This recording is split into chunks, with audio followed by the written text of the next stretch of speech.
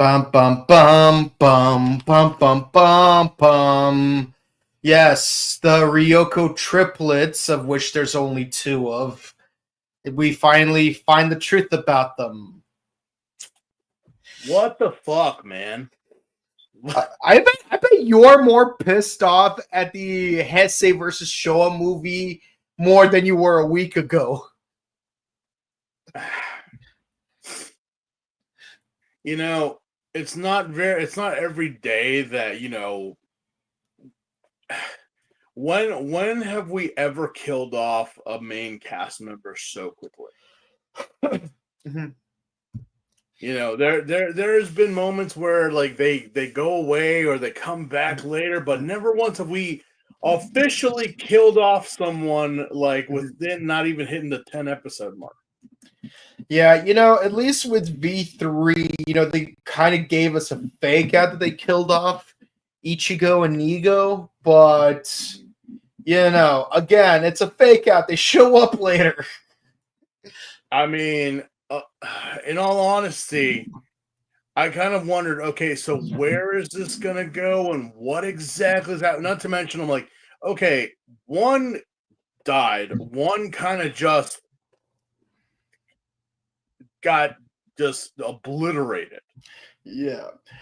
But it's I mean, again, like I said in the last review, this is the Showa era. This is at the point in time where like we had it didn't matter. Like, oh no, you're gone. It didn't matter how you went out, you just went out. Mm-hmm. And I'm just like, wait, what? That was possibly the only shocking thing within these 5 episodes that we watched, other than the reveal or the entrance of an iconic villain.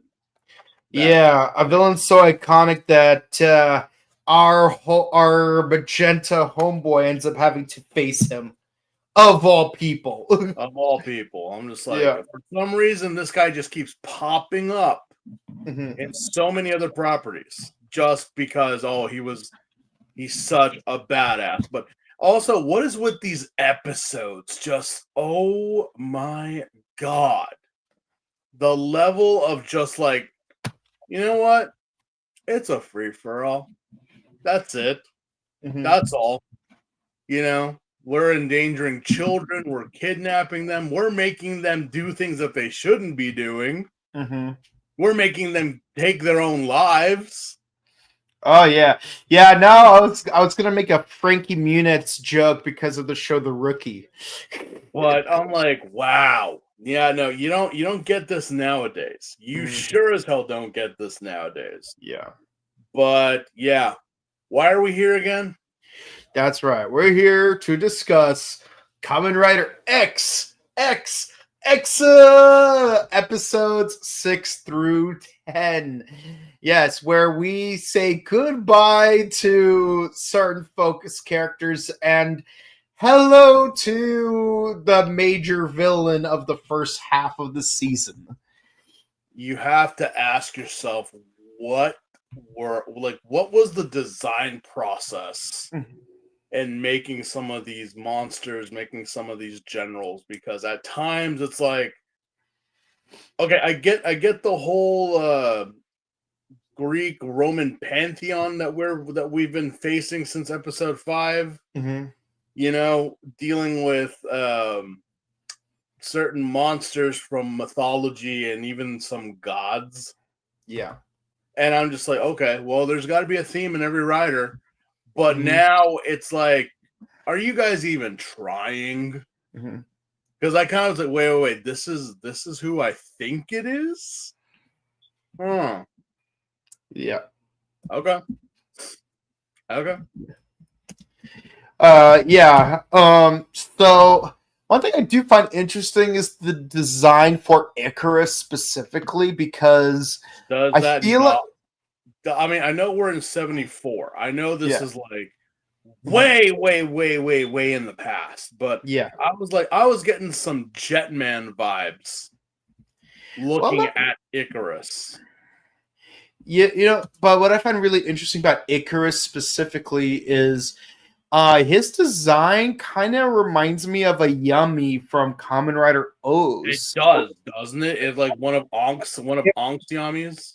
Yeah, like Or even like the Putatera, like exactly. Like because it's like the facial structure looks very Yummy like, and I wonder if like when they decided to come up with a design for like all of the Yummies at large for the entire season, I wonder if like they wanted to go back and look at some like old monster design, like they came across Icarus from Kamen Rider X. And it's like, hey, this dude's face looks really interesting. Let's use his face and plaster it on a bunch of different animals and see if that sticks. Which it did, but it did. But it's like, yeah, I mean that was the thing. Like I said, like this was the time of creativity, and of course, yeah, you could say like maybe the Yami were based off of Icarus's design. It could be a possibility. It could be because did not this certain character, or at least like the organization, made a cameo in an O's movie? Yes, they did. Mainly General Dark. Sorry, King Dark. King Dark. Yeah. But also General Dark did show up. Yeah, so it's like, I mean, I'm not surprised. Like I said, this was Kamen Rider X, along with the other 5 riders, literally was the inspiration for so many that we see today. So many properties have referenced the Kamen Riders. These 5 in particular. It's mind-blowing how like in manga and anime and games they always reference these 5. And especially X, doing the baton and the stick and using the rope and everything. I'm like, I've seen this before in many other shows. Yeah, but also I kind of had to call Takashi a hypocrite in the Guy movie, just because it's like, oh, you kids with your weapons and your gimmick toys, we just kicked everyone the old-fashioned way. Isn't that right, Kisuke? What is X doing? He now has like these buttons on his staff on the crank of the belt that like just rider, the stick or the sword or the rope or whatever. Is that not a gimmick toy? Is that not something that I'm like, come on? I mean, I know he doesn't have to he doesn't get a different colored one every episode, but that is a gimmick. That is a gimmick, whether you like to say it or not. Yeah. But I'm like, oh, whatever. That's fine. That's fine. Yeah. Oh, but before we jump in, let us thank our viewers again for watching us tonight. And hopefully those who are near where we are, I'm hoping that you are all safe right now, because it has been a crazy couple of days, as you know, here in California. Yeah. It's been a rough one, to say the least, and we even had to delay our Kamen Rider Gavu review because of it. And if you've been following my socials, yes, I've been patrolling my neighborhood to make sure that people weren't looting it, because there are people doing that. There are just some scum out there that's like, what the hell, man? Yeah. Like, what in the hell? Like, if this was, I mean, and these are people that are coming in from a ways off. I'm like, yeah, I know you guys don't care, but I mean, still, it's like, imagine if it was in your neighborhood. Like, I think for those people, they're not gonna care. Like it. Yeah, no, they don't, unless it happens to them. Then they make the whole world they force the whole world to care. Which I'm like, no, we don't. Yeah, no, but it's a messed up thing, but unfortunately, it's a thing. And prayers to everyone who's out there. If anyone is affected, please go to your local shelters, your local police departments, and firefighters. So for those who can donate, clothing or whatever, please do, because again, this is very trying times right now. Yeah, and also be mindful. Try to scope out ahead of time what items would be best to donate to shelters and fire departments, because because like in some cases there have to be people are donating excessive amounts of clothing, for example, but like certain places they need more like suitcases to like hold the stuff that they need, like they need like some cases, they need some hygiene boxes product. Yeah. Let us all keep in prayers and well wishes. Hopefully, so definitely at least call the shelters and ask them what they need most of before donating stuff. But if you want to donate a couple boxes of pizzas to the fire departments, I don't think they'll complain either. Because you need carbs, Mark. You need carbs. And also to those some people reached out to me for some reason asking if I was going to go to ALA. I chose not to this year. Just not because of the fires, not because of any of that. It's just because, I had the time, I had the money, I had the the means to get out there. I just I think I'm going to be an adult this weekend. Take care. And not to say that you're not adult for not foregoing. It's more like there's certain priorities you need to focus more on. There's some priorities that had to have been like hey, okay, But I mean, thank you to everyone who reached out asking if I was going or if I was not, and also wondering if I was in the midst of all that. No, I am in the sands. There's nothing. Well, there is, but there's not much to burn around here. But I live not too far from the fires, but like literally, I am like triangulated in between all three fires. Two of them are a lot closer to me than the third. Thankfully. One of those two fires has been completely contained by this point, but the other one, it's still in the process. Hopefully the winds tomorrow won't undo the work that's been going on all week. So here's hoping. But keeping thoughts and prayers, people, and thank you for joining us, and hopefully you enjoy the rants and raves that we have on these very interesting times of Kamen Rider that we must experience. No joke. I really am like, what were these people thinking while making this show? But regardless, it was the 70s, and not a lot of attention or detail was made in these kid shows. But let's get into it. You're right. So where we left off, we are introduced to Tobei Tachibana, who has worked with the previous 4 writers, and of course he's only going to mention 3 of them throughout the show because he has name dropped. Yeah, because the 4th one presumably isn't around anymore. But yeah, conveniently, the other 3 writers are always like out of the country. It's kind of like later on when they do the Jacka Gold Ranger movie, and they kind of like, oh, that's where they are. For some reason they left and they're like in Africa or like China or something. I don't know why. It's like when Ichigo had to leave to let Ichimonji Hayato take over. He's researching Shocker in Europe.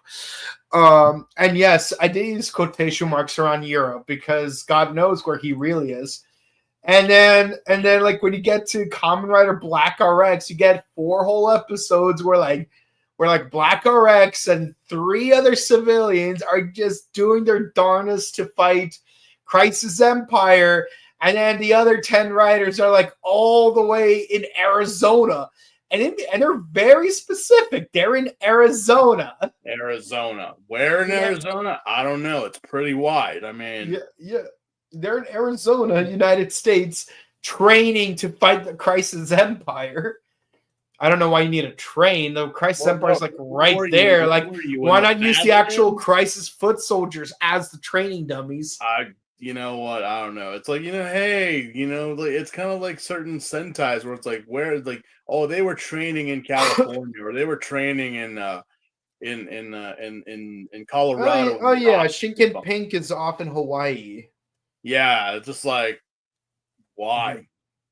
Vacation, I guess. All right. Yeah. But we have to make it some training montage. It's like, no, they went for training. That's what these shows are about. It's about training. I'm like, yeah, sure. About training. Yeah, it's like Beerus said something he shouldn't have, so now the writers have to train.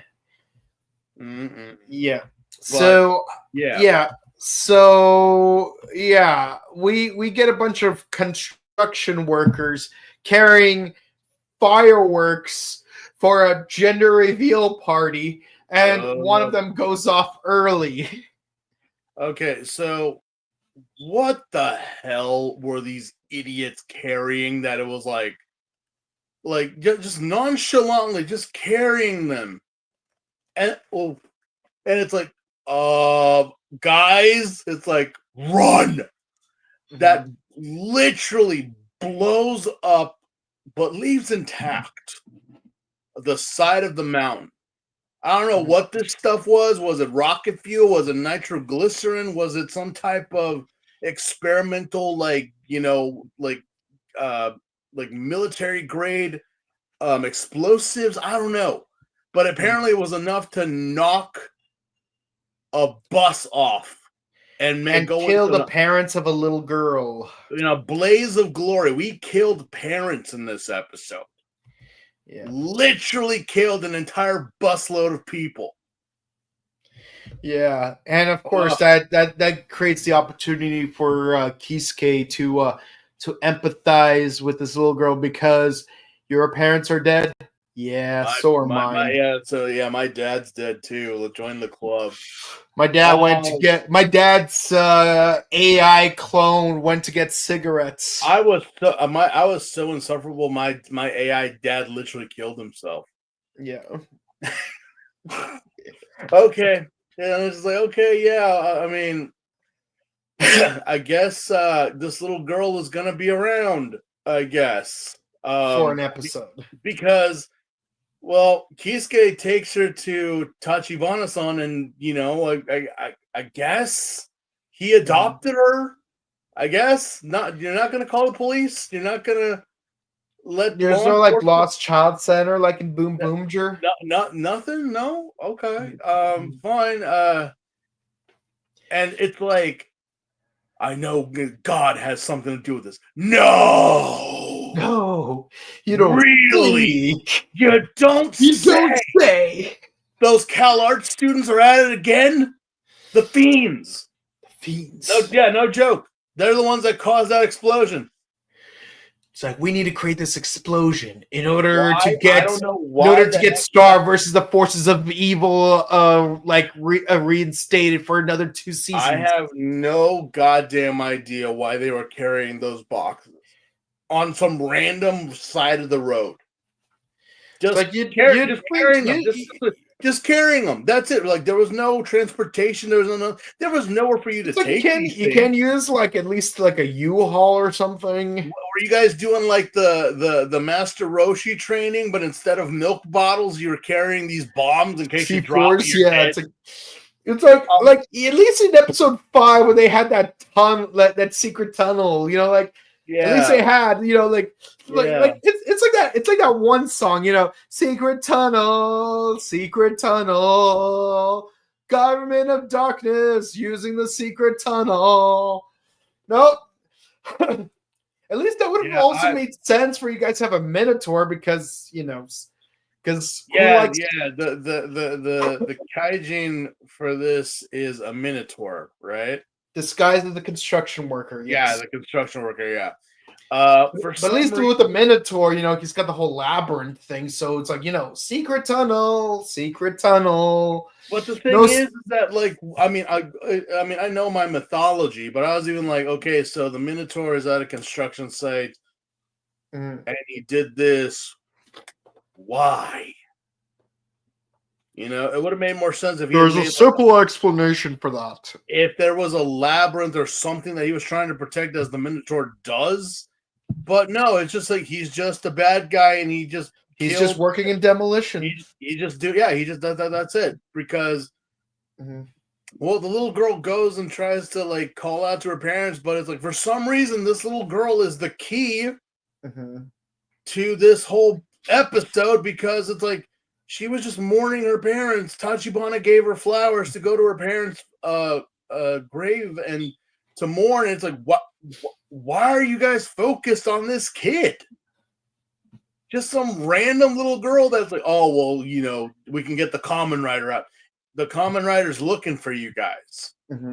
So either or, you're just being dicks at this point, because they kidnap her and they wind up beating up Tachibana and Kisuke at a shrine. I'm like, are there no monks at this shrine?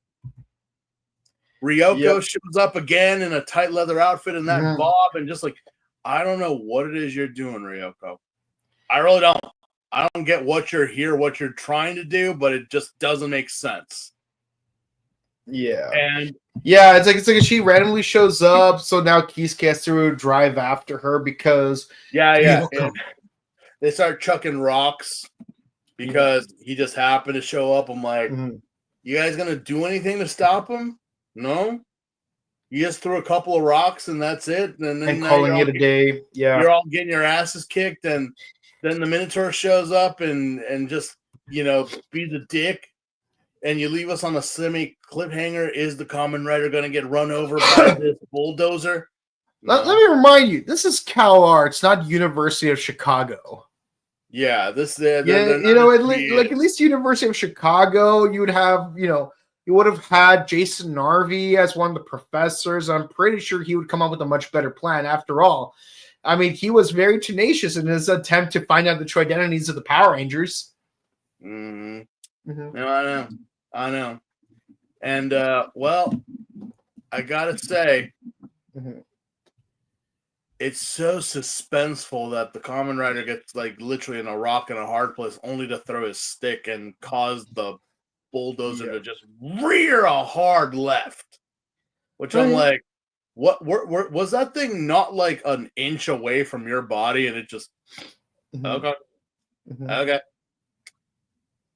And why this little girl? Why Tachibana? Well, they're just there, and we have. He's just there, You know, it's like, oh, he dresses up the little girl so she could go to the cemetery, only for her to get kidnapped, like almost immediately. Yeah, no one said that this was good writing. Again, this is the Showa era, ladies. Pretty much all just like it's ambiance, I guess. Yeah. But naturally, you know, we ended up in a quarry, you know, with the little girl being held hostage, and you got our two heroes also held hostage, but conveniently, you know, Kiriko fires a gun that causes Kisuke's chains to break. She's not even in the room, but somehow she can fire a gun. I kind of asked this question. I'm like, okay, I know, and I should not ask, but I'm like, Kisuke, you're a cyborg. What are these chains made out of that you can't break them? You got super hearing, you got super strength, and yet it's like these chains. I'm like, oh, you like, you know, I found it hilarious that the Minotaur says, oh, we have you chained up. Now you can't become the Kamen Rider. I'm like, really? You can't do like this and the yeah, you can't grab the belt. You can't just grab those two things on the sides of your belt. I was like, I mean, if you had his hands bound or whatever, like, okay, maybe, but you had him handcuffed. Yeah, I mean, it's like you could still use your Skionizer, like realistically, like to activate it. I mean, see at least with like the original Kamen Rider, they actually explain the limitations of the belts, because with Ichigo, you know, like he needs the motorcycle to transform because he needs to travel 300 meters per second in order to make the belt function.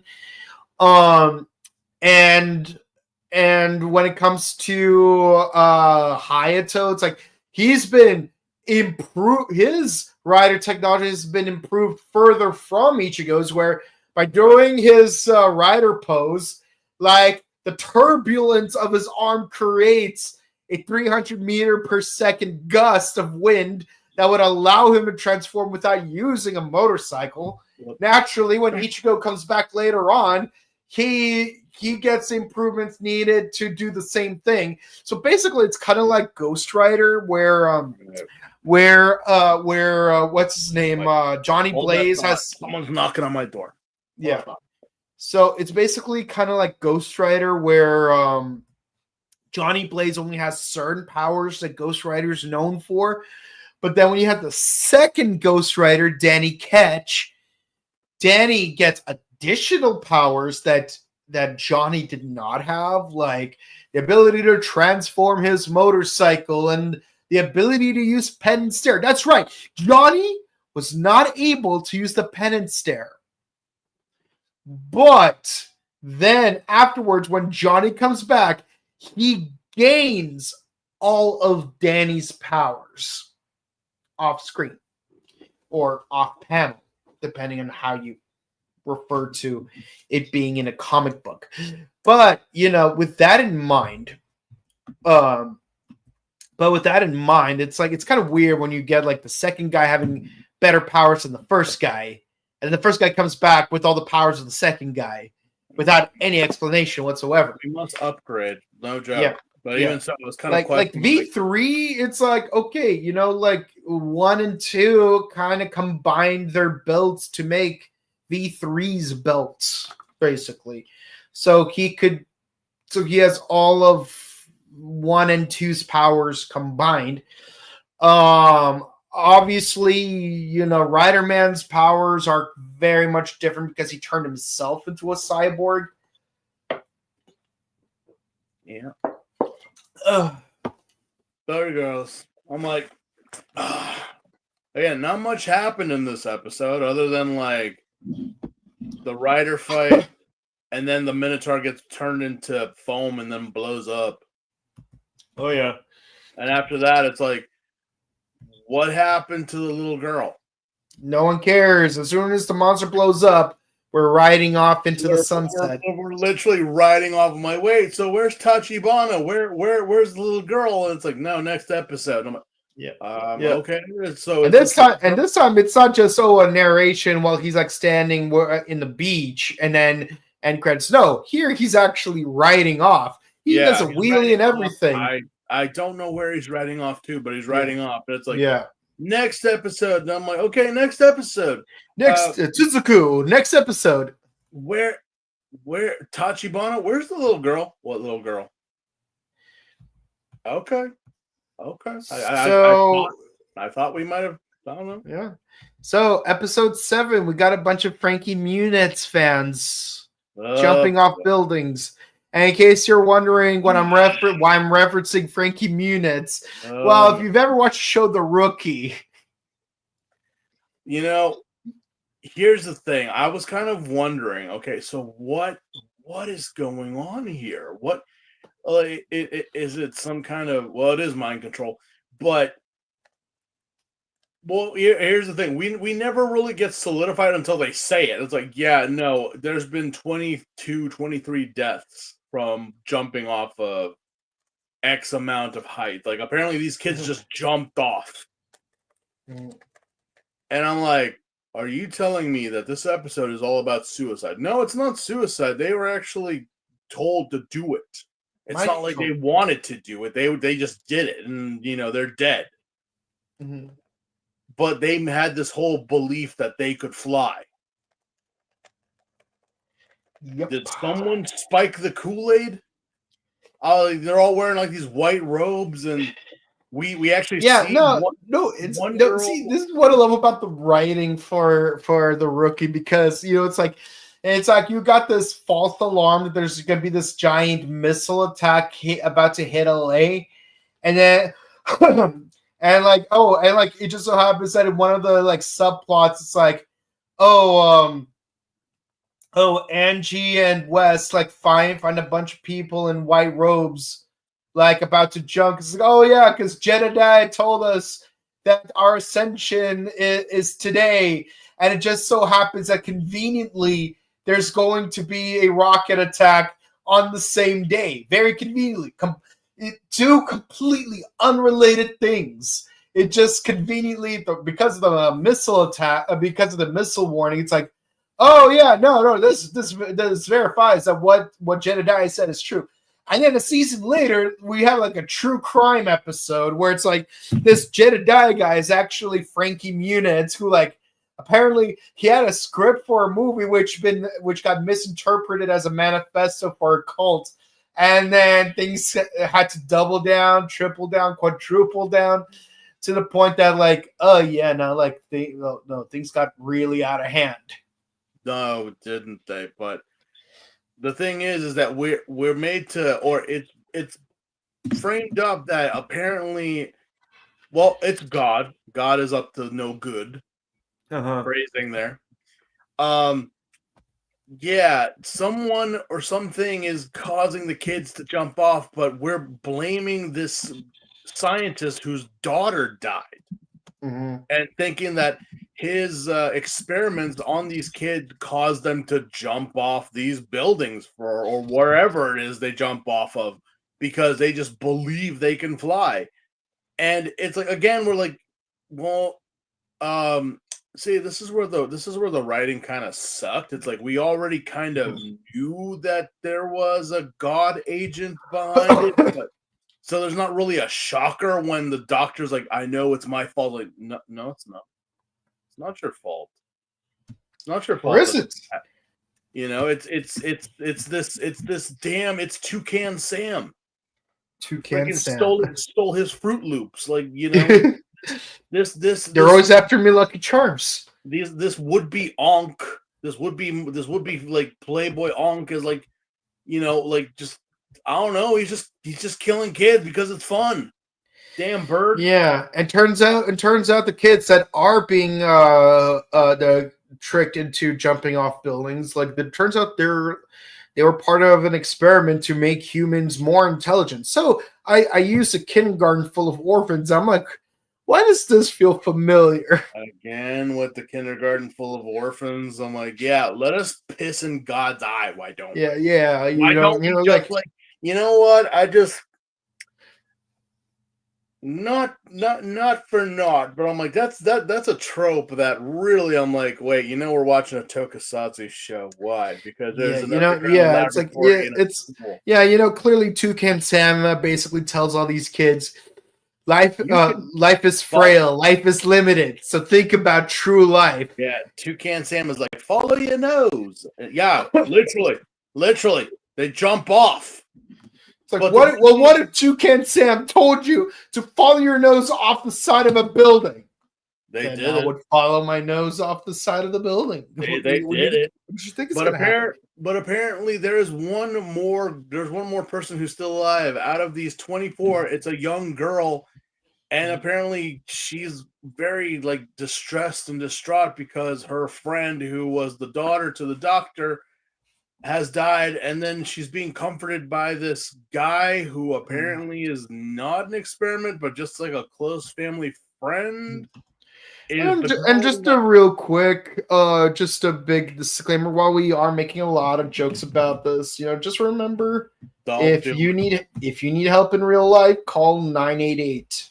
Yeah, don't. It gets better, I promise you. And you think I'm lying? Call 988 if you need help. That's right there.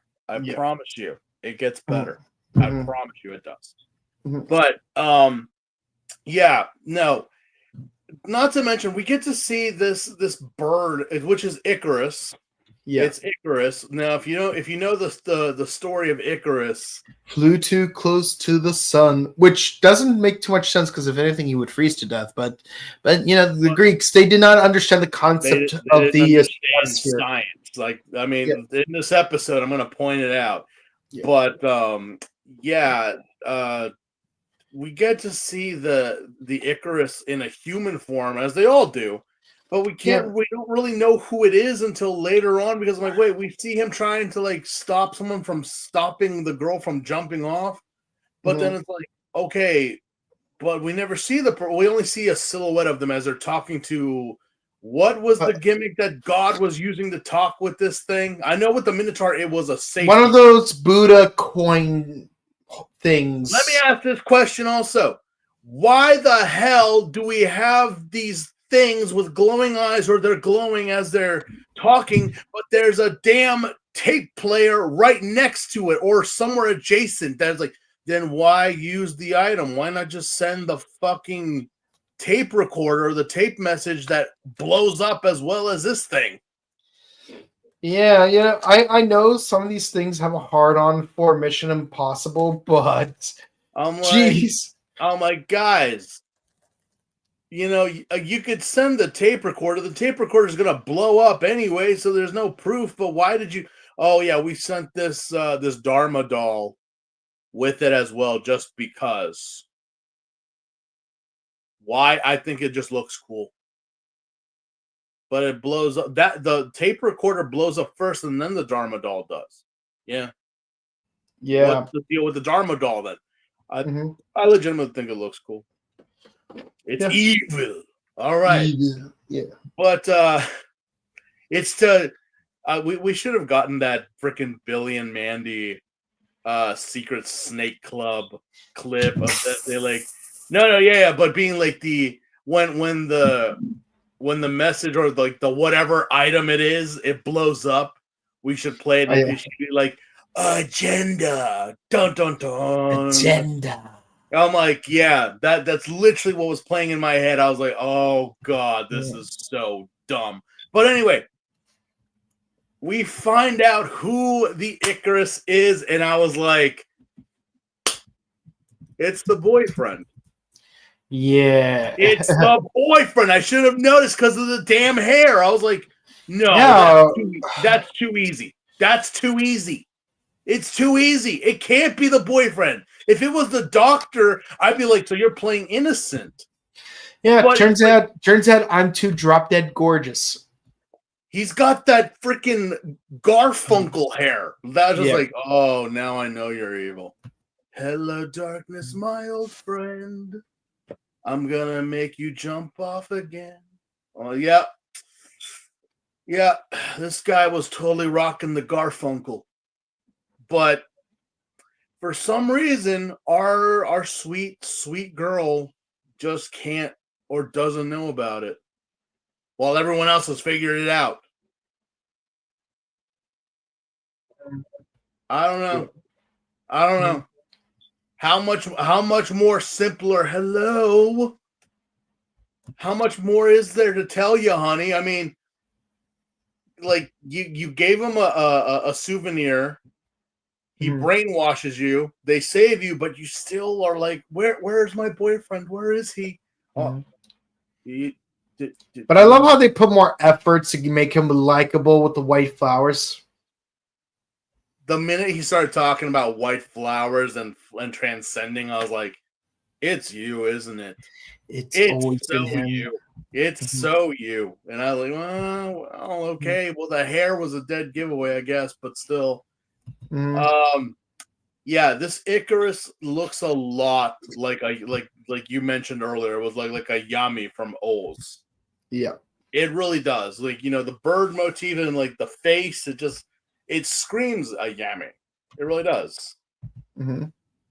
But very, very, very, very interesting battle with this thing.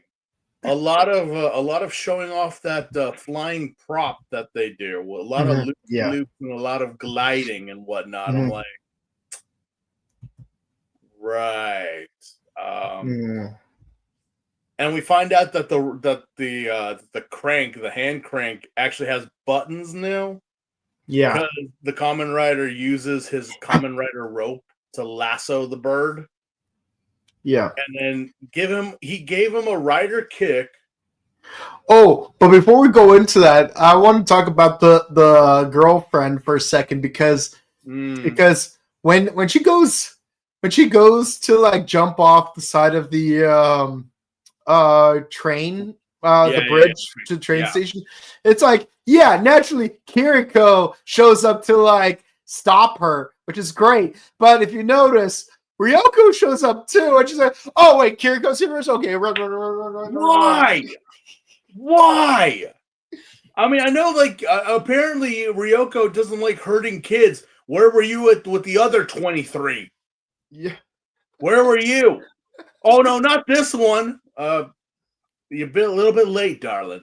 Mm-hmm. Yeah. But it's like, oh, sister. It's like, run, bye. It's like, well, there ain't no family drama there. I don't see it. No. And I'm like, okay, fine. I guess. And it's like kind of like Kiriko tells or like confirms with Kisuke that Ryoko is still his fiance and still loves him, and I'm like, since when? Since when? And when were they ever engaged? Mm-hmm. I don't recall that. It's but like yes, Kiriko does confirm that yes, we're twin sisters. No, really? You don't could not tell. Especially with you two having the identical mold. I'm like, I wonder if they're fraternal twins. Ooh. No. Mm-hmm. I don't think so. I don't see it. They're related. I don't see it. I really don't.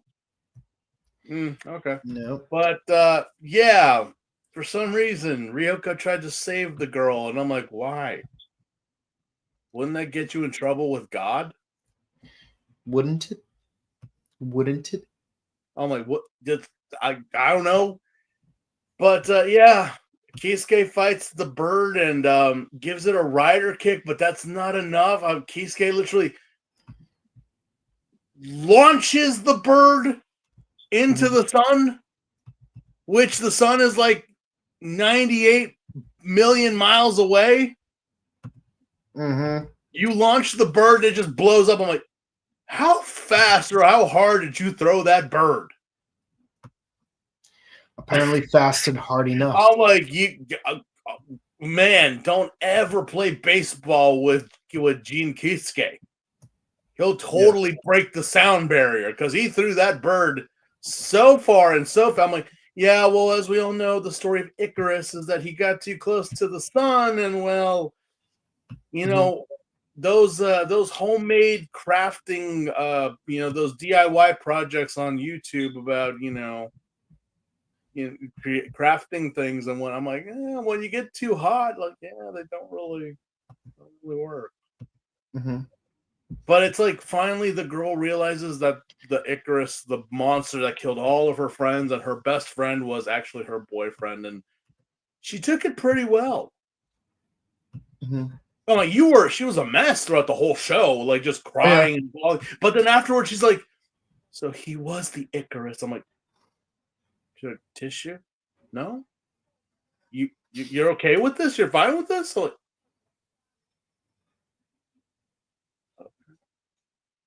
all right. Mm-hmm. I'm pretty sure you'll find a new one. Yeah. Next episode. Yeah.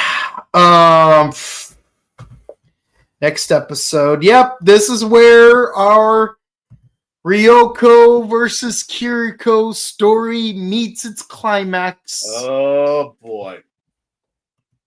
Yep. Oh man.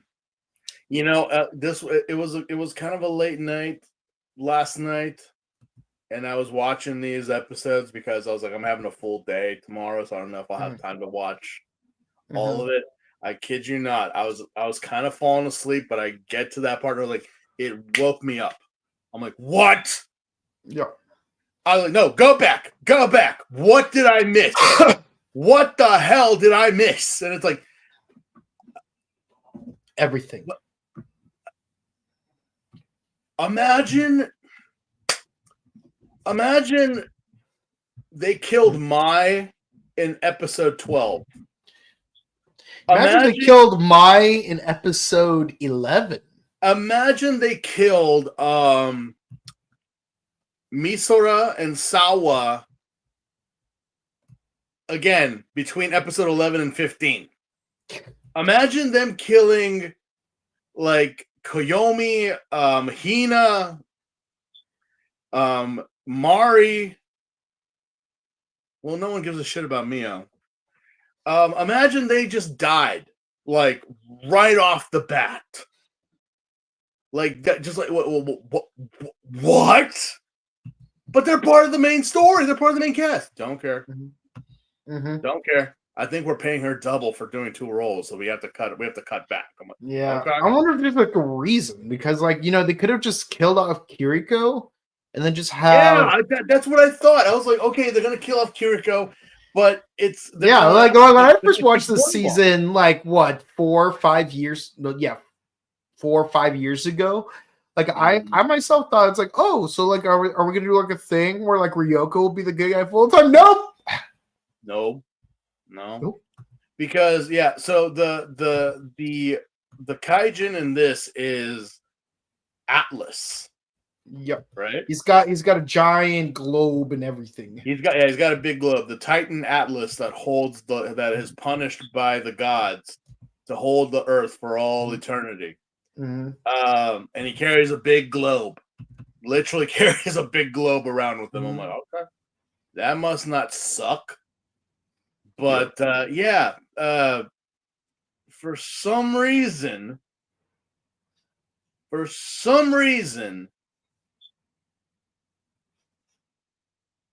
Atlas is just there. Again, these episodes, they're just there. It just happens. Yeah. For some reason, everyone goes like investigating the mountain, and it's like, oh, look at this rhinoceros beetle. Look at that rhinoceros beetle. Yeah. Look at that rhinoceros beetle. I mean, I get it, but I was like, well, I mean, when you think of, I guess, Atlas or even Sisyphus, wouldn't a dung beetle be more at like more proper than? Oh yeah, actually, if it was Sisyphus, on the other hand, I mean, I was like, okay, they could have made it Sisyphus, but I was like, I mean, you I would imagine like a dung beetle. Why a rhinoceros beetle? Why? Because it's Japan. It's Japan, I guess. But it's revealed to us. The big shocker is that Kiriko works for the feds and has been. And technically Ryoko works for the feds. She's like a double and yet neither knows that the other's working for the feds. Yeah. What? I would imagine there's like some briefing, but then again, I don't know about Interpol like inner workings in the 70s. I don't know. Yeah, like even on the Rookie, whenever like someone has to go undercover, they have a briefing saying, hey, just so you know, Officer so and so is going undercover. Please, they're gonna show up right here in their disguise. Please get a good look at it. So if a shootout happens, you're not shooting at the wrong person. So please be sure to recognize who this is and what they're wearing so that you don't screw up an undercover investigation. And yet somehow, inevitably, an investigation gets screwed up. Undercoverly. I don't know what it is. It's like, you'd think, identical twin sisters would both be working for Interpol. Maybe Interpol should brief either of them that the other is, there. Yeah, it's just it's such an odd thing, it's for people to do. And yes, so they're up in the mountains and all of a sudden arrows start flying. They start flying everywhere. And one of the arrows is about to hit Kisuke, and of course so someone pushes Kisuke out of the way and takes a hit, and that person is Kiriko. Yeah, she dies a very slow death, well, not a slow death, a slow motioned death, where she falls into the lake, and of course, Kisuke has to like figure out who did that, but no, like he doesn't see who it is. But it really sucks. Kiriko was such a lovable character, even though she doesn't appear very much in the show, and she only appears as conveniently as Tuxedo Mask does. She takes a hit for Kisuke. Why? He was blocking them. Why did you get in the way? And just like, I was like, no. Again, I was half asleep watching these, and I was like, that just woke me up. Like, no. And of course, me in 2020 was thinking, oh, does this mean that Ryoko is going to join the good guys for real this time? Because she wants revenge for her twin sister? You would think. You would think. You would think. You would think.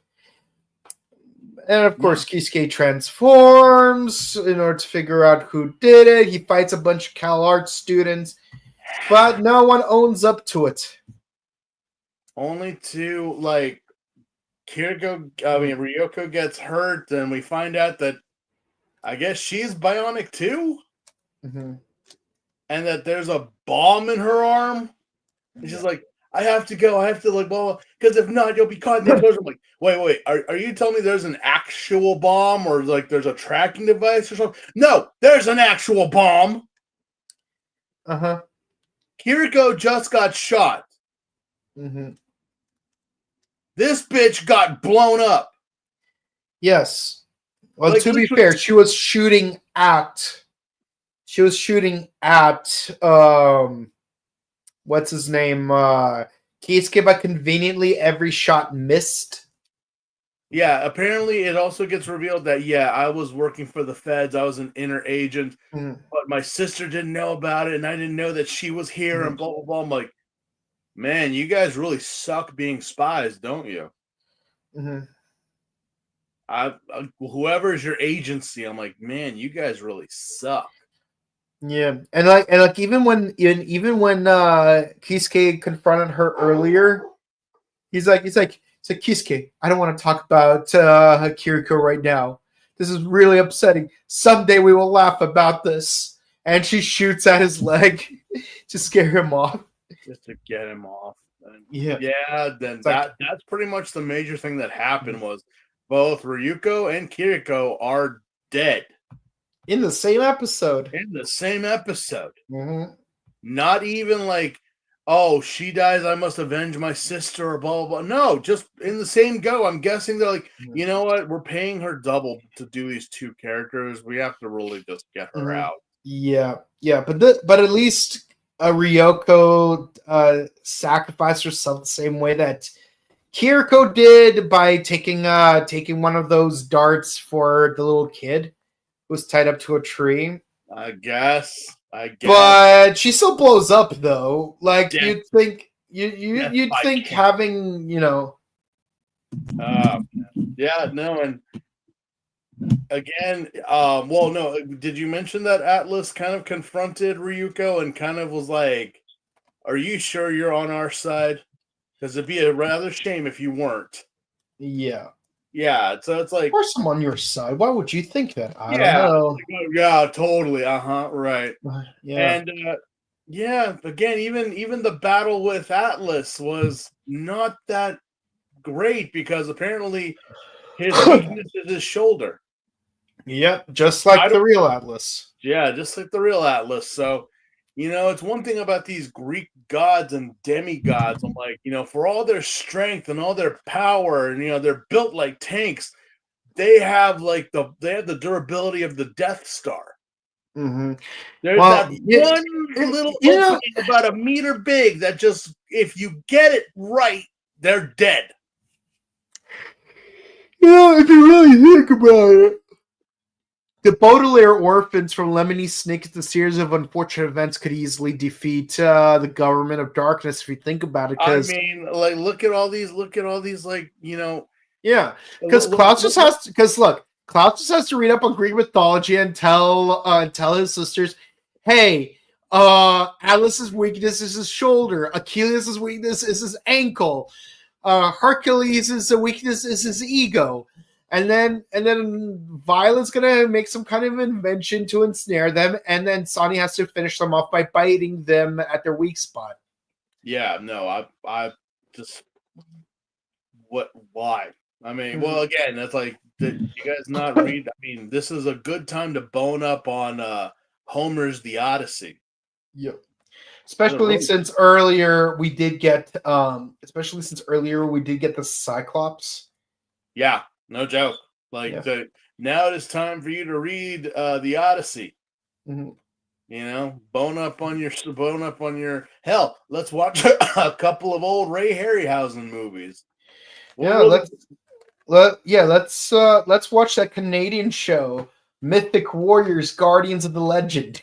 Yeah, I mean, no joke. Like, it's so simple, especially like, and again, I love the endings of these Kamen Rider episodes, because it's just like, the Kamen Rider has defeated Atlas, but now he must journey. Isn't that what he has been doing? But he hasn't left this little town in like ever.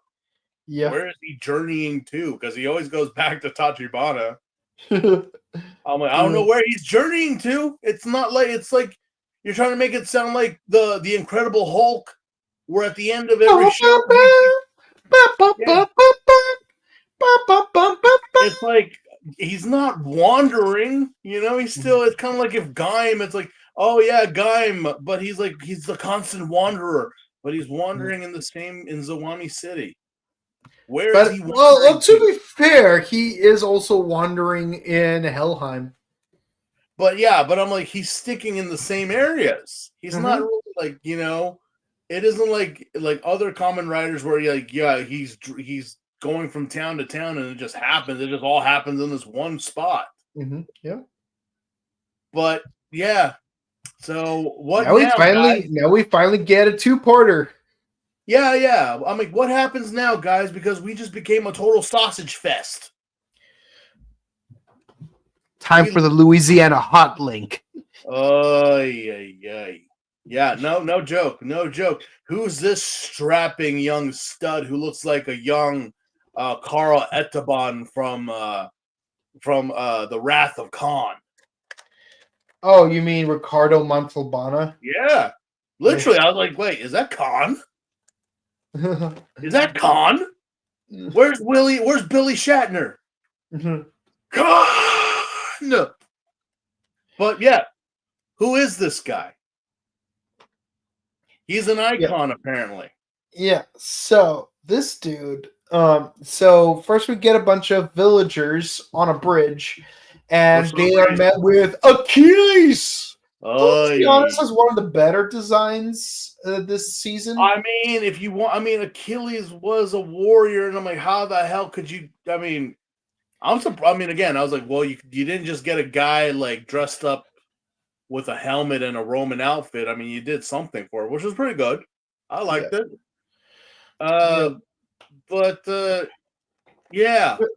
But he shoots out darts that would cause his victims to become obedient cyborgs, which raises a lot of questions. First of all, I noticed this obsession with sharp projectiles in this cluster of episodes. There's a lot of projectiles, and also I'm like, do you guys have nanotech technology? How do you make people into cyborgs, obedient cyborgs, if they're not? But also with that in mind, why didn't you use that in episode 5 when you try to freeze dry Tachibana in order to make him an obedient servant? Yeah, what happened? What happened? Oh, we didn't have it yet. I'm like, okay. The writers haven't thought of them yet. Okay, well, we'll bite. Yeah.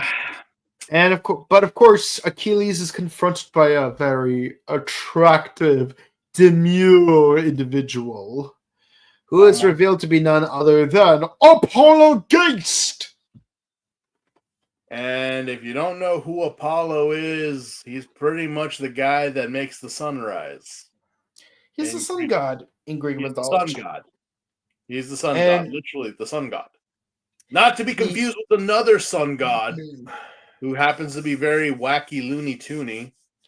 And not to be confused with other sun gods, which, depending on your beliefs, are either benevolent or very, very cruel. Yeah, pick your poison, people. But yes, this would, I guess, what the Greeks, the Romans would call him Helios, right? The Romans would call him Helios. Yes. There you go. Yes. So, yeah, we have this whole Greek pantheon, and I'm like, out of all the, well, I'm not knocking it. It's iconic, obviously, but I'm like, this is what you guys think of when you think of Helios. Okay. I mean, it could make him look like Johnny Bravo. I mean, I guess it also is like, you know, because some people have said like this is kind of like the beginning, or maybe this is a reference to like an evil rider, because technically like that's what he is technically.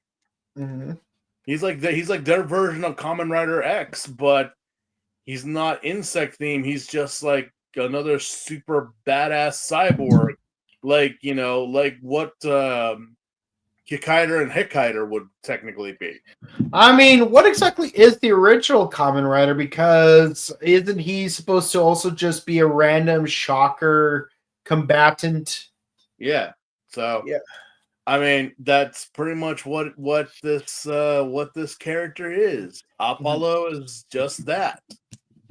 He technically is, but he isn't in a way. He's got like a saw blade shield, a sun shield, and a sword, and a sword, and a gun with a cape. Yes, and a very frilly looking helmet. And I've made multiple jokes about him looking like an evil Christmas elf. He kind of reminds me of well, not to make him sound or look badass, but he kind of reminded me just by the look of him. He looked like Judge Fear from Judge Dredd. If you know about the 4 horsemen of Judge Dredd, you know, just how his helmet looked with those, like, you know, those big like bat wing elephant ears that he has on his helmet. I'm like, not many badass guys can pull off that look, but you really do. You really do, Apollo. You really do. And again, I don't understand him technically. You know, like, here is Achilles getting his orders from God, like literally. And then Apollo comes in and says, like, the polar opposite.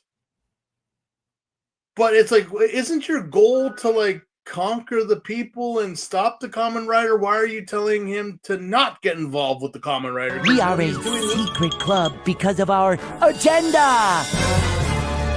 It is a dark agenda. It is an agenda some other clubs may not agree with. Thank you.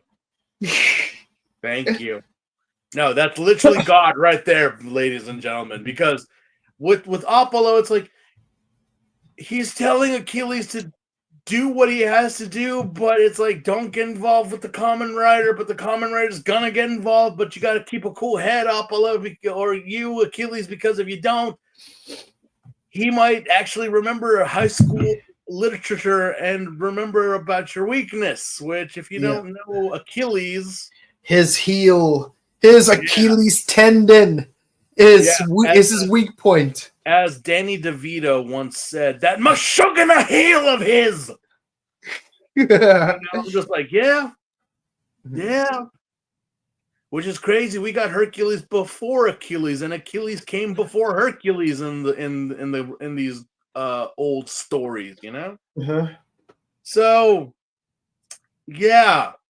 Apollo, what exactly are you trying to do? Because it's like, you have a confrontation even with the Kamen Rider, and you kind of kick his ass, but really you kind of just disappear. Yeah. But I love how Achilles and his gang of rejected Cal Art students are just a bunch of badass roller derby type chicks in this episode.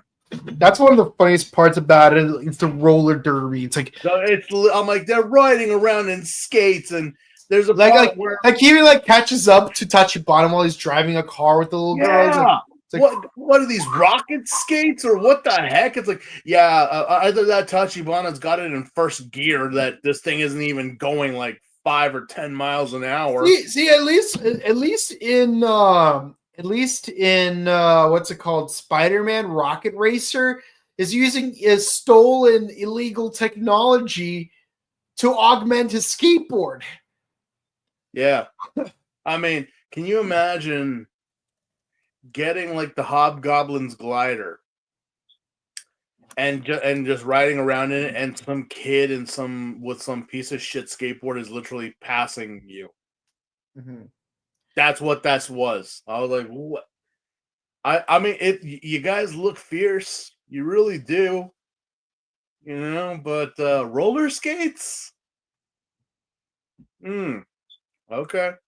There's even a part where they drag Gene Kisuke around it wouldn't it have been better to haul him on a truck or a car or something? Why are you guys just pulling him along? Yeah. And he's just like, yeah, you gave him enough time to escape. Yeah. Not the smartest idea, I guess. Yep. But apparently Achilles is very pig-headed. I'm like, yeah, it's Achilles. Again, Achilles was kind of a fathead that, just like Hercules, except Hercules got humbled very badly.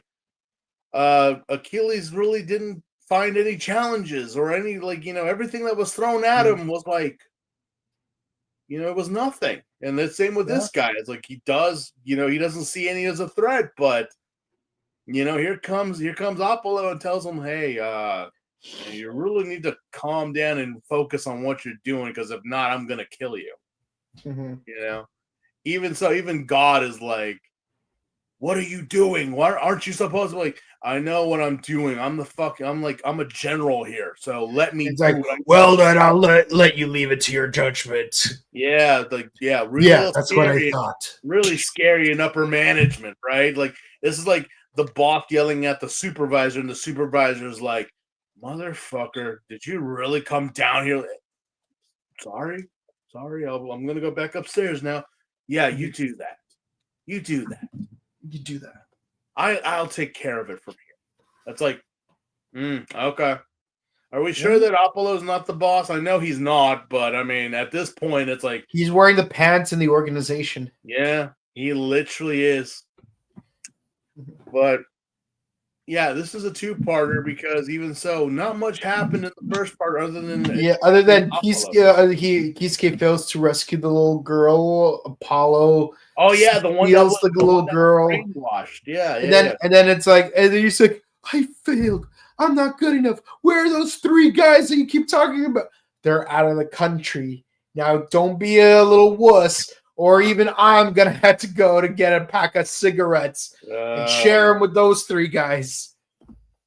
Man, oh man. Yeah, no, because again, that's pretty much the dilemma, that he didn't really save anyone. But I'm like, technically, they're not dead. They're just held or something, I guess. I'm not sure. But then we get into the next episode, which is what are we on now? 9, 10? We're now on 10. We're at episode 10. Yeah. Okay. So Achilles dies. But guess how? Not the heel, if I remember right. No, Apollo guy shot him in the heel. See, that's the thing. I was like, it wasn't the Rider. I knew that. I was like, wait. But then apparently another monster shows up. Yup. Prometheus this time. And again, Prometheus. Refresh my memory with Prometheus. This was basically the Titans made a fire, and watching it burn. Humans can't have it. It belongs to Zeus and no one else. but did not. Yeah, but he Prometheus is like, oh hell no! These humans, they need the fire, otherwise they won't survive and whatnot. Prometheus was the one that stole the fire from the gods and gave it and gave it to man. So then he got tied up by Zeus, and then was mewed by kites. So Zeus is such a fuckboy, man. Like, and he's a jerk. Unlike Hades, who's one of the sweetest guys out there. Look. I mean, depending on how you look at it, I mean, like what Hades did to Persephone and Demeter. I mean, technically speaking, it's like, oh, that's sweet. I'm like, is it? Is it? I mean, there are certain rules that even Hades can't break, despite his best ability.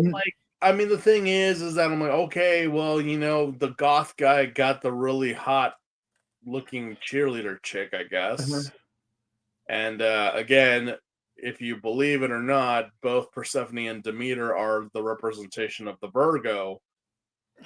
And they always say, like, well, why is the Virgo praying? Why is, like, you don't want the Virgo not to be praying or to open her eyes. When you call my name, it's like a little prayer. Yeah, it's pretty like, why? Because again, if this is take your choice, it's either Persephone or Demeter. They're both beautiful in their own right, but they're both connected to Hades.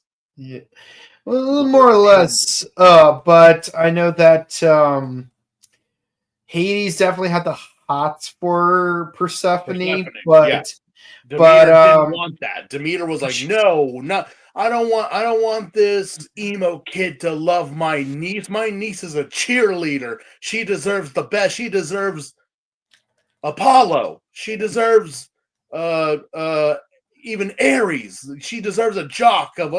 I mean, but Hades, it's like, hey, girl, like, you could stay here, just don't eat those pomegranates because, like, then you won't be able to escape. But it just so happens one of the demons one of the people being punished in the underworld is someone who had it out for Demeter.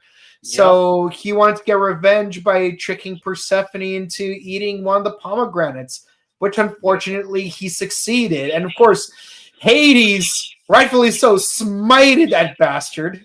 Yep. But the problem is, it's like, despite his best efforts, he could not get Persephone out of the underworld. And believe me, he tried. He tried. He had a chariot. He had Cerberus on his side. He tried. Yeah. Hades tried. And this wasn't the only case. Like freaking with Orpheus, it's like I'll give you your girl back. All you have to do is walk all the way back out to the surface without looking back, and you're good. I won't even trick you. Even it's the same thing that happened with. It's the same thing that happened with Sodom and Gomorrah. Remember? Don't look back. Just don't. But you did. What was so hard about that? But yeah. And then with Cupid and Psyche, when Psyche went to the underworld to get a cure for Cupid, Hades was a gracious as say, here, you can have this. But the problem is, it's going to take you a while to get back. Getting in is easy. Getting out will take you a while. So she becomes an old woman by the time she gets back. Yeah. But he did not impede her. No. Hades is a pretty great guy, which apparently they don't reference Hades in this series. Ironic, isn't it? Yeah, Poseidon, Zeus, yes. Yeah. But not Hades. Mm-hmm. Yeah. Don't judge a book by its cover, ladies. I mean, I know Hades is meant to be seen as some evil guy. No, he's just a skinny emo kid. That's not like his Chad of a brother Zeus, but Anyway, yeah. So we have a Prometheus monster, which kind of looked like an Ashura. Yeah, he kind of does. Also, apparently, he's the one who's training the combatants. Yeah, that's right. He's like, yeah. So Achilles just leaves. He dies because Apollo's like, "Fuck it, you failed, dude." And now we have this guy. Yeah, and also the Tachibana has been affected by a poisonous insect. Oh yeah, that's right. That's right. Yeah. Oh my god, I'm drawing a blank. Please continue. But yeah, so they confront Achilles in the dock in order to get the cure. But of course, our homeboy manages to like save the day, and of course Paul's not happy about it, so he shoots Achilles in, well, you guessed it, the heel, and that resulted in him being vaporized, which is why in the second half of the episode it's just Prometheus. Who hides underground a lot for some reason. Well, I think that's kind of part of the original God's character, wasn't it? Not really. I don't recall it. That's the thing about Prometheus. I don't really, because Prometheus used to hang out in a mountain with Hephaestus. If anything, Hephaestus was underground because his forge required volcanic activity. Yeah. Which, by the way, Hephaestus's Roman counterpart's called Vulcan, which is appropriate. Yes. And yes, we do have a Kamen Rider Vulcan in 01. Yes, so I'm going to bring it up from out of left field. But yeah, so Prometheus lures out our boy out of the into a village, and of course they have to fight each other. It's like, I need you to give me that MacGuffin item, and Gene, like he gets shot at by the villagers, but like he realizes, you know what, I'm gonna have to fight these people off in order to escape. But there's also landmines, so good luck with that. Yeah, whoever laid out these mines was really thinking, like, what a plan, legitimately. Yeah.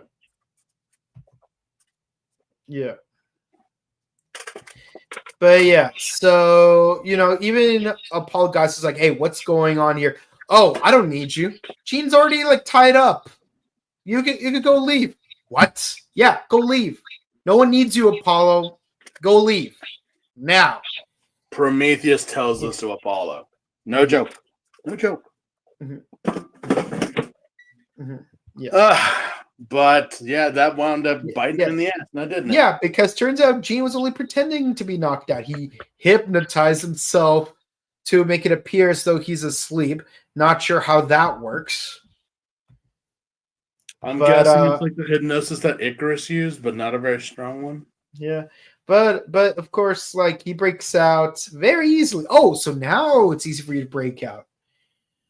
So naturally, he transforms. Prometheus throws napalms at him, destroys the entire village used to train the combatants. I'm like, you didn't think that one through, did you, Prometheus? Not one bit.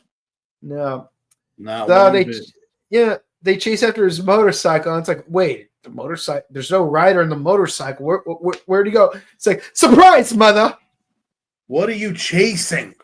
Mm-hmm. The motorcycle that apparently is remote controlled. Yeah, but why are you chasing it? I don't know. And then out of nowhere, surprise, mother. Yeah, and again, just another rider kick, and Prometheus goes down and gone. Yeah, and then he just rides off. Like we don't even know. Kamen Rider rides off again. Where he will go, we are not sure. Yeah. What enemy? But Apollo Geist rides off too. So points for originality. Yeah, and that's it. That's the episode. That's the whole episode. That's all the episodes right there. That's it. Oh, no, well, that's it. All right. Yeah. All right. Thoughts?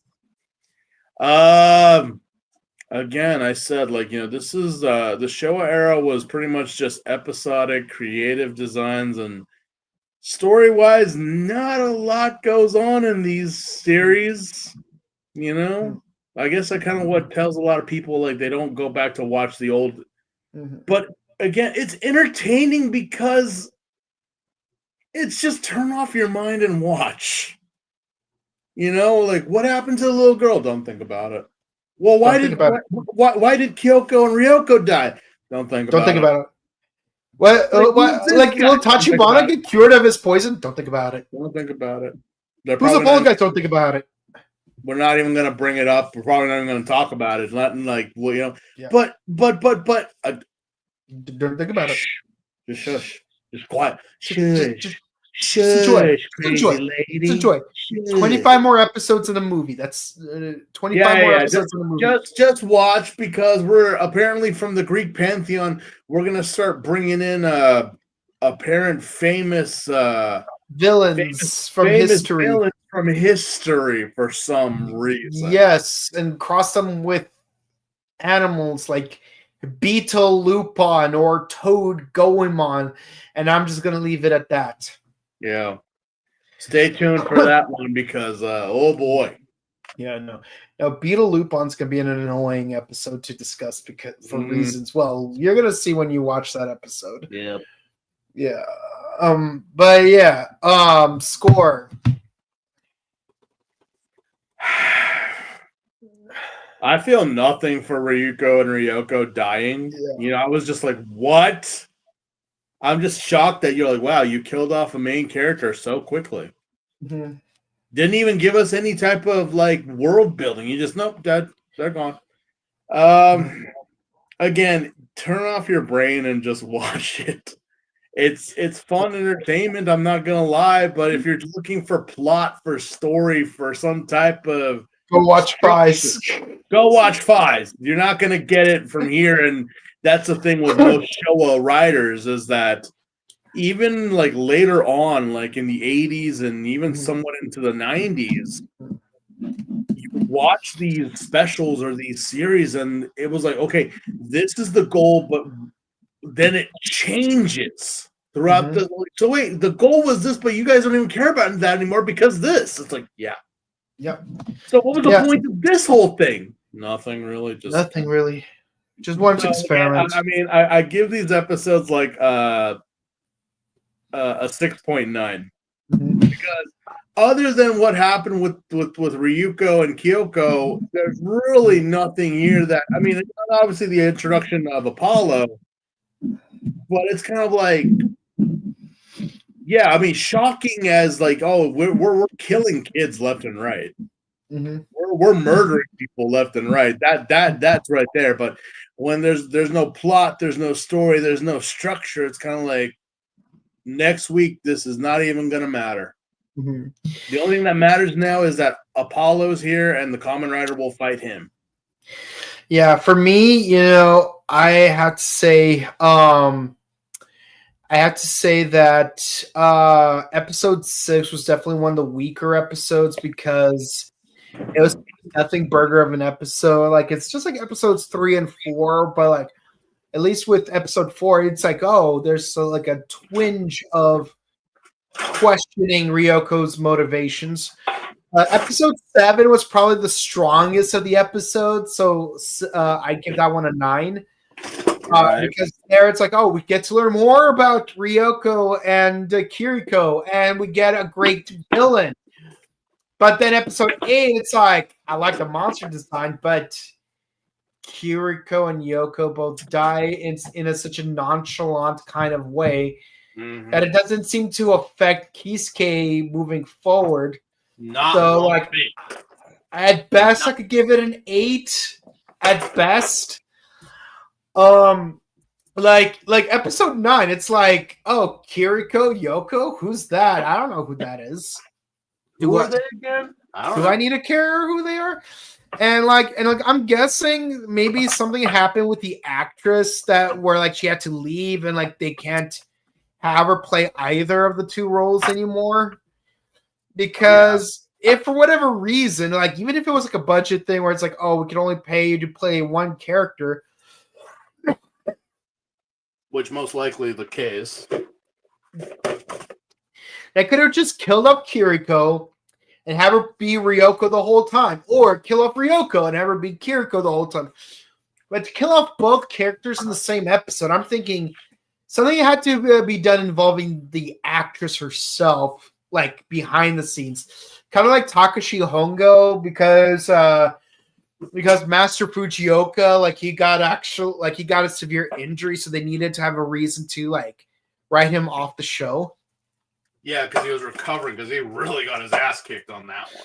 Yeah, so I mean, heck, they did the same thing with Valerie Vernon. I'm glad you are healthy and safe. When they wrote out Kendricks, but guess what? Like her recovery was quick enough that she was able to come back for the finale. And God bless her that she's still with us. Yes.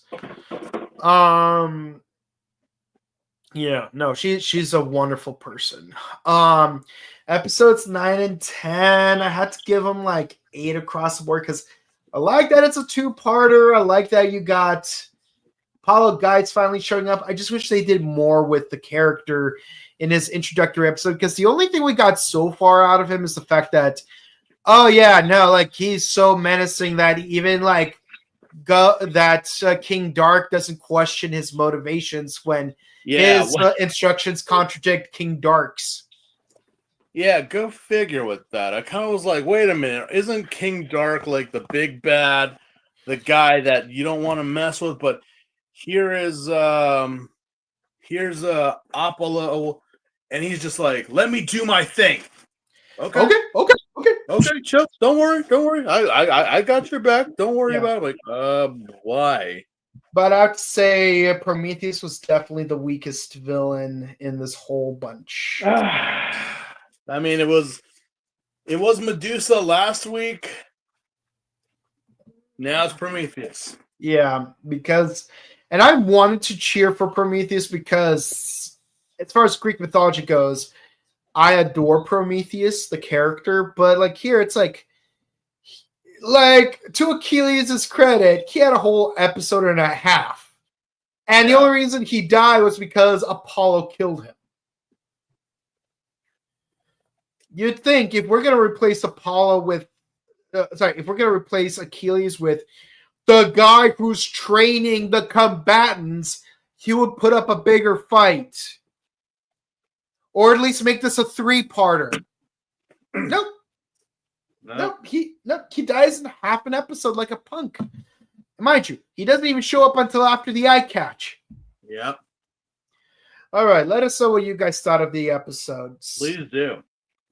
Finally, Apollo Geist appears. Yep.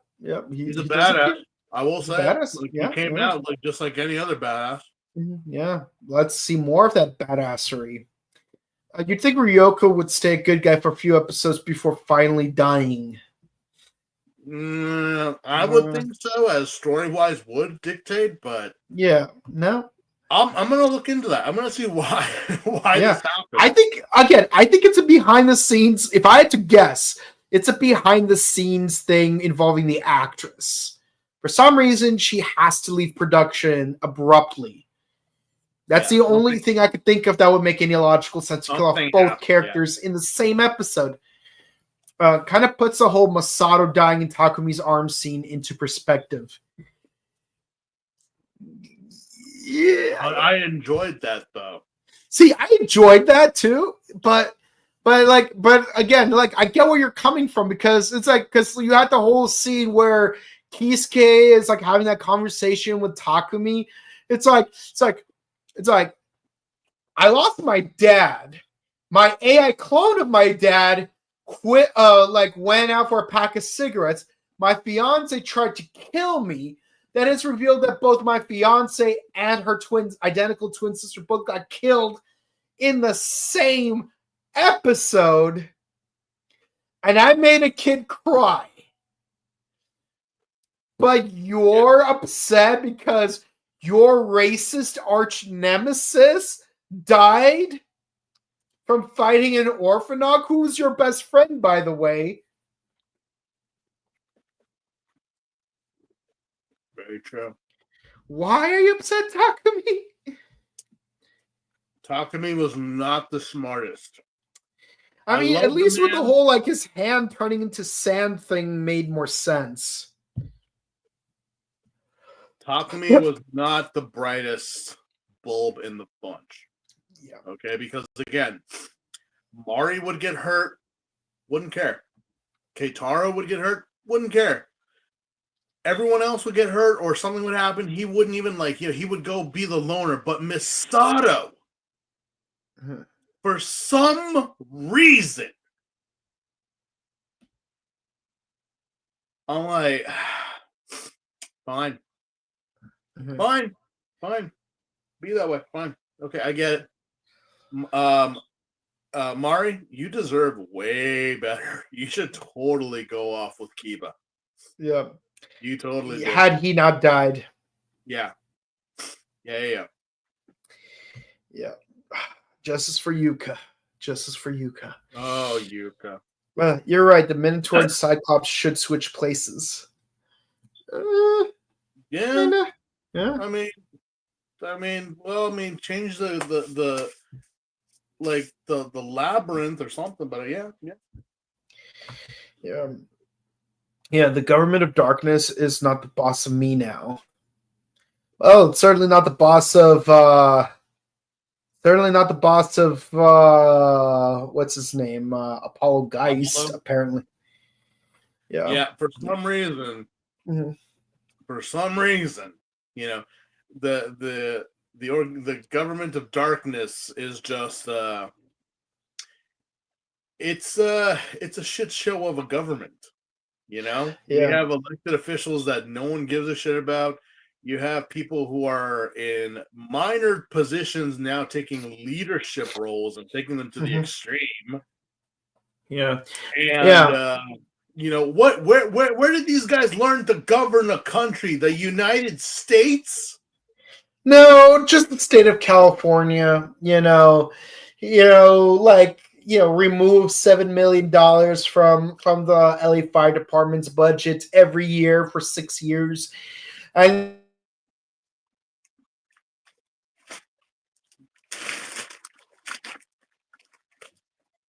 Michael, you went dead.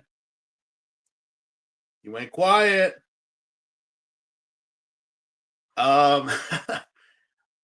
Technical problems, maybe, but internet service. Yeah. Also, and let's not forget canceling the memberships of 27,000 home insurance subscribers. Is so that not bullshit? Yeah. Get out of here. Yeah. That's what the government of darkness should have done. Yeah. Who? Axel 05 says hi. Hi, Axel. Hi, Axel. How you doing? Yeah. So, who needs the government of darkness when you have the California state government? Yeah. That's going to take that's going to take way too long for us to even talk about. Yeah, no. And we typically don't even discuss politics on this channel because we generally don't like talking about politics, period. But the politics are physically affecting our ability to do podcasts this week in particular. So, not really something that we want to deal with, but here we are dealing with it. If it wasn't an anime convention, it's these fires. But yeah. We're still do it for you guys. Any other more questions, or is that it? No, that's it. And thank you guys so much for watching. Please be sure to comment, like, and subscribe to us on YouTube, Facebook, Twitter, Instagram. Ding the bell icon, stay notified for our latest videos. We do Ultraman Arc on Mondays, Kamen Rider Gav on Wednesdays, Bakugan Sentai Boom Boom on Thursdays, and Kamen Rider X on Sundays. We also have some interviews up. We got Jackie Soslowski from Beast Morphers, who is the Yellow Ranger, and we got Jason Fon from Time Force, who is the Red Ranger. We're going to have a lot more interviews coming your way. And, of course, if you want to say hi to us in person, we will be at the Pasadena Convention Center on January 26th for Pasadena Comic-Con. We hope to see you guys there. Also, check out our sister channel, The Buttery Show, where we do various movie reviews. We're going to be doing more reviews in February. We're taking a quick break this January because of like all the stuff that's been going on lately. And of course, if you want to follow our personal content, where can the people find you? Just on IG and the Sun Prince. Thank you, everyone, for all your messages and all your love. I greatly appreciate it. Yep, and you can find me on Instagram at Boken_Kabuto and on Twitter, twitch.tv/BokenKabuto. Well, that's it, guys. Thank you guys so much for watching. Please be sure to stay safe, stay hydrated, update your emergency kits, hug your loved ones. And if you're anywhere near the LA fires, please be sure to safe, everyone out there. Be extra safe. Get yourselves updated on any shelter information. If you have evacuation orders, make sure that you have your stuff packed up nicely if you need to evacuate. And if you and if you want to help out your local community, please be sure to contact your local authorities to ask them like what you can do to provide support, whether it's donating to shelters, donating to the fire departments, volunteering for the fire departments, or whatever else have you. And we hope to see you guys again real soon. Tomorrow, hopefully, we'll be good to go for the penultimate episode of Ultraman Arc. We'll see you again real soon. See ya. Night, guys.